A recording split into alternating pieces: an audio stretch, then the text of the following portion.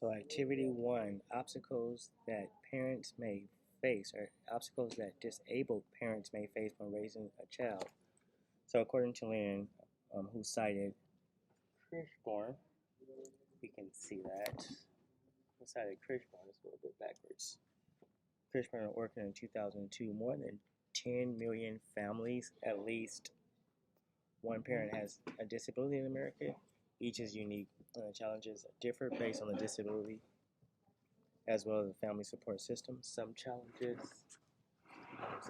that disabled parents face are intellectual challenges, sensory challenges, physical challenges, psychiatric challenges. Also, some of the skills that are lacking to be the best parent they can be is organization or organizing, managing, remembering, discipline, and schoolwork. For intellectual disability, it may present most challenges in the functional and performance areas. It's like the most severe part of the individual disability. Their learning problems are primarily related to academic skills and do not affect their decision making, judgment, nor interpersonal interaction. The academic skills, also known as study skills, is something that's lacking in individuals with ID or intellectual disabilities, and things like schoolwork, remember when the assignments are due, organizing, taking notes. Um, Study strategies or approaches applied to learning. They are generally critical to success in school, considered essential for acquiring good grades, and useful for learning throughout one's life. Interpersonal interactions are strong, deep, or close associations or acquaintances between two or more people that may range in duration from brief to enduring. Critical areas for ID parents are child care, decision making, effective communication, behavior management, home safety, healthcare, food preparation, and cleanliness.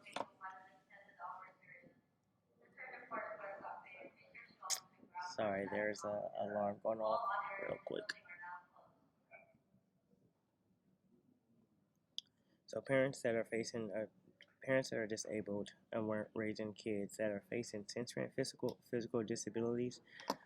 Although it's sparse in the professional literature, the physical disability or physical disabled person and their families experience issues with ensuing adjustment problems. So a lot of the stuff is just mobility, just getting around. Sometimes making accommodation, changing the stairs into ramps. Although typically functioning or normal body persons can scale those ramps with no problems. It's still an adjustment that someone have to get used to. Just those modifications that are made in cars. So if a car is made for someone that's disabled, it's really uncomfortable for someone who is not disabled that is physically capable to drive. So it's little things like that are more problematic, but they're way more easier to adjust with the physical thing than like a mental with a mental disability. In the reading, it said the study was in the reading, they actually cited the study of 19 parents with a range of physical disabilities. The ranges vary from multiple sclerosis, rheumatoid arthritis, fibromyalgia, degenerative disc disease, and lupus. Um, they all make parenting overall. They all make parenting overall just difficult. Overall, just running errands, just day to day life that we take advantage of. Sometimes just getting around is extremely hard.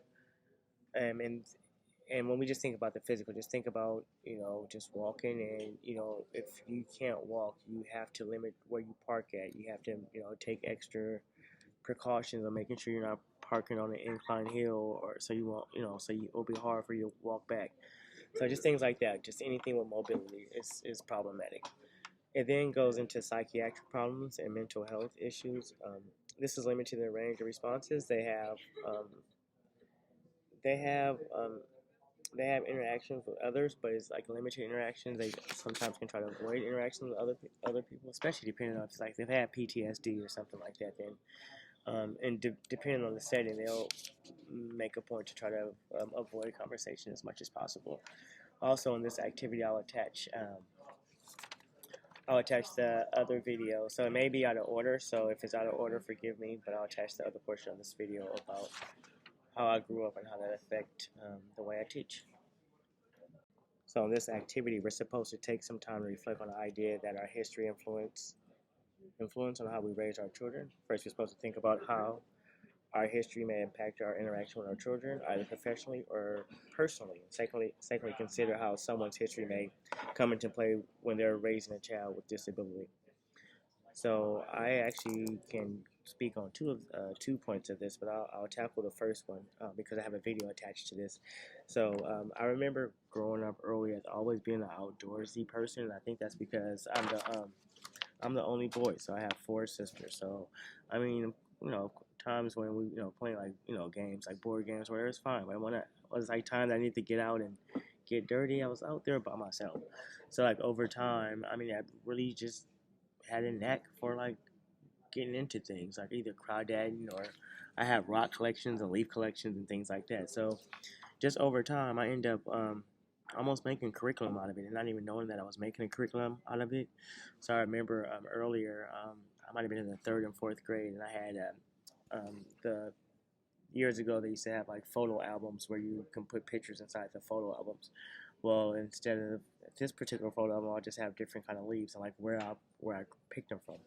So these type of early influences in my life, I think, influence me when I'm working with kids. So I attached this video, and the video shows um, making curriculum out of day-to-day occurrences. So in this instance, it was like, what do we see? So we did a walk around the neighborhood. In fact, I think we ended up catching the bus, and I'm with my son in this video.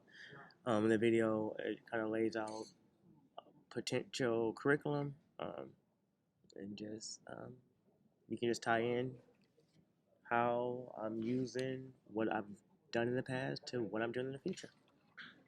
Let's go.